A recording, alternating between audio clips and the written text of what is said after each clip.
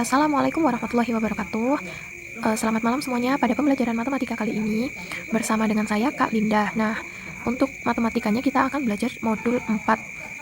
Yang akan kita pelajari yaitu tentang ini. Unit 1 konsep garis dan penggunaan titik untuk mencari jejak.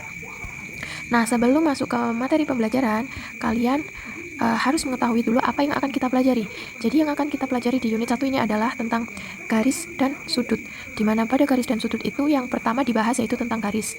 Kita akan belajar tentang menentukan kedudukan dua garis, membagi garis, perbandingan luas garis, dan hubungan antar garis. Nah, setelah itu kita akan belajar tentang sudut, dimana kita akan belajar menggambar, memberi nama sudut, jenis-jenis sudut, melukis, dan selanjutnya yaitu latihan soal menentukan hubungan antar garis dan sudut, lalu menyelesaikan masalahnya. Nah, itu pada pertemuan selanjutnya nanti.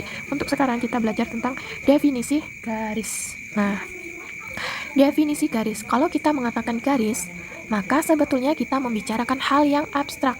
Hal yang abstrak ini yang dimaksud adalah dalam konsep abstrak bidang datar, salah satunya yaitu ketika ada dua titik sembarang, misalnya pada buku ini ya, ada titik A dan titik B. Nah, ketika ada dua titik sembarang ini, itu selalu berada dalam garis yang lurus. Nah, titik A dan B ini selalu berada pada garis yang lurus. Kalaupun misal tempat titiknya di sini, misal titik A, titik B di sini, nah tetap kan berada pada garis yang lurus. Nah, itu yang dinamakan konsep abstrak dalam bidang datar dalam garis. Nah, setiap ruas garis, yaitu ruas garis AB ini, dapat diperpanjang sampai tak hingga menjadi garis yang lurus penuh. Jadi ruas garis A diperpanjang ke sini, ruas garis B diperpanjang ke sini, itu sampai lurus tak terhingga. Nah, pada contoh garis ini itu dinamakan sebagai garis AB atau garis BA. Jadi seperti itu ya, bahwa panjang suatu garis itu tidak terbatas, sehingga pada kedua ujung ruas garis itu diberi tanda panah seperti ini. Ujungnya diberi tanda kayak gini. Nah, itu yang artinya bahwa garis itu tidak terbatas meskipun diperpanjang kemanapun. Nah, selanjutnya misalkan pada garis di bawah ini, sebutkan nama-nama garis pada garis di bawah ini. Jadi melihat garis di atas terdapat banyak nama, antara lain.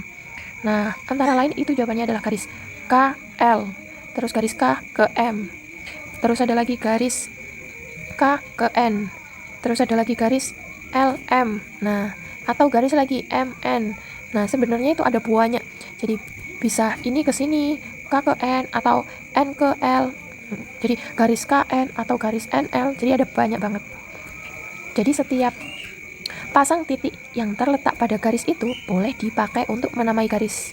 Nih kesimpulannya. Jadi setiap pasang titiknya itu ini tadi ada titik K, titik L, titik M, titik N, itu terletak pada garis itu boleh dipakai untuk menamai garisnya. Beda lagi kalau misalkan kayak gini, tidak menempatkan titik-titik pada garis tersebut seperti di samping. Nah, ini kan nggak ada garisnya, tapi nggak ada titiknya, nggak ada titik, jadi hanya ada huruf K. Maka kalau kondisinya seperti ini, itu disebut sebagai garis K. Nah, bedanya apa? Bedanya kalau sebelumnya itu kan ada titik ini, titik K, titik L, titik M, titik N. Nah, kalau ada titiknya berarti kalian menamai itu harus menggunakan huruf kapital kayak gini. Jadi garis KL, garis MN, garis LK, garis MK, garis KN, dan seterusnya. Tapi kalau misalkan gambarnya seperti ini, nah karena nggak ada titiknya, jadi kalian menamainya itu cukup dengan garis K. K-nya harus K kecil ya. Beda kalau menamai titik baru menggunakan kapital. Selanjutnya kita akan belajar tentang kedudukan dua garis. Nah, pada kedudukan dua garis itu yang akan kita pelajari yaitu untuk mengetahui apakah garis itu sejajar, berpotongan, berimpit, atau bersilangan. Nah, sekarang coba amati gambar kubus berikut ini ya. A. Dua garis sejajar. Pada gambar kubus tersebut ada banyak garis, seperti garis AB, garis BC, garis CD, terus garis DA, ada garis AE, garis BF, garis CG, dan masih banyak lainnya. Nah, sekarang misalkan dari garis AB ini, garis AB saya perpanjang sampai sini, lalu saya beri namai garis L ini. Lalu ada garis lagi, garis CD. Nah, CD ini saya perpanjang sampai tak terhingga, dan diberi namai garis K ini. Lah, antara garis L dan garis K ini, nah dua garis ini, garis L dan garis K ini, ketika saya perpanjang sampai sini, itu tidak akan bertemu, tidak akan berpotongan. Jadi mereka akan lurus terus, tidak mungkin akan berpotongan karena arahnya lurus. Nah, kalau kondisinya seperti ini, itu dinamakan kedua garis ini itu saling sejajar. Jadi ilustrasinya seperti ini. Ada pada gambar kubus tersebut, dua garis sejajar digambarkan seperti ini. Jadi ini garis K dan ini garis L. Garis K adalah perpanjangan dari garis C dan B, sedangkan garis L adalah perpanjangan dari garis A dan B. Nah, kesimpulannya adalah ini tadi. Dua garis atau lebih dikatakan sejajar apabila garis tersebut terletak pada bidang datar, tidak akan bertemu. Jadi ketika ini diperpanjang, itu tidak akan berpotongan atau bersilangan, lurus terus, tidak akan ketemu. Jadi seperti itu ya. Nah, sekarang yang C, hubungan antara dua garis yang berimpit. Dua garis dikatakan berimpit apabila dua garis tersebut terdapat pada garis yang sama dan terletak pada garis yang lurus. Nah, contohnya itu pada ini, gambar kubus.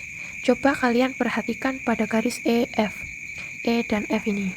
Kemudian perpanjang sebuah garis, lalu kalian letakkan titik K yang berada pada garis EF dan titik L yang berada pada perpanjangan garis EF. Jadi di garis EF, terus kalian perpanjang. Nah, di antara E dan F ini kalian taruh titik K. Lalu perpanjangan garis EF ini kalian namai titik L. Nah, pada perpanjangan ini akan nampak EF diperoleh beberapa garis yang berimpitan. Salah satunya yang berimpitan dengan garis F adalah garis EL. Jadi garis EF ini, E dan F ini berimpitan dengan garis E dan L. Kan garisnya sama. Gitu. Kalau diilustrasikan itu seperti pada gambar ini. Jadi E, K, F, L berada pada satu garis lurus. Nah, semua garis yang ada di sini itu saling berimpit. Jadi garis E dan K itu berimpit dengan garis E dan F. Terus garis K dan F itu berimpit dengan garis KL, atau garis LF berimpit dengan LK, dan seterusnya. Jadi seperti itu. Selanjutnya yaitu dua garis yang bersilangan. Langsung aja kita lihat gambar kubus di samping. Jadi, dua garis dikatakan bersilangan itu apabila garis tersebut terletak pada bidang datar dan berbeda, tidak pernah berpotongan walaupun diperpanjang. Nah, untuk memahami pernyataan tersebut langsung aja kalian amati gambar kubus berikut. Coba perhatikan, apabila kita tarik garis dari titik A ke titik C, jadi dari A ke C ditarik ya, menjadi garis AC, dan pada bagian atas titik F ditarik ke titik H. Jadi kedua garis tersebut itu berbeda pada bidang datar. Yang satu itu terletak pada bidang datar bagian bawah, yaitu bidang ABCD. Satunya lagi terletak pada bidang datar bagian atas, yaitu bidang EFGH. Nah, karena terletak pada bidang yang berbeda, yang satu di atas, yang satu di bawah, itu ketika garisnya diperpanjang, maka dia tidak akan ketemu. Jadi meskipun diperpanjang sampai 1000 kilo, sampai manapun, tidak akan ketemu. Karena apa? Karena bidangnya sudah berbeda. Jadi seolah-olah dia itu akan berpotongan pada suatu titik. Nah, dia seolah-olah berpotongan, padahal itu enggak. Karena apa ya? Karena bidangnya beda. Jadi seperti ini, kalau misal naik kapal kan di laut, sama naik pesawat di udara.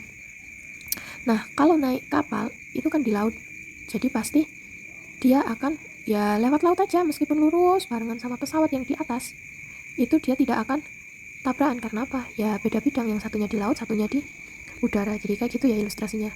Meskipun diperpanjang, dia tidak akan berpotongan. Karena apa? Karena beda bidang, satunya bidang bawah, satunya di atas. Nah, kalau diilustrasikan nampaknya itu seperti gambar ini.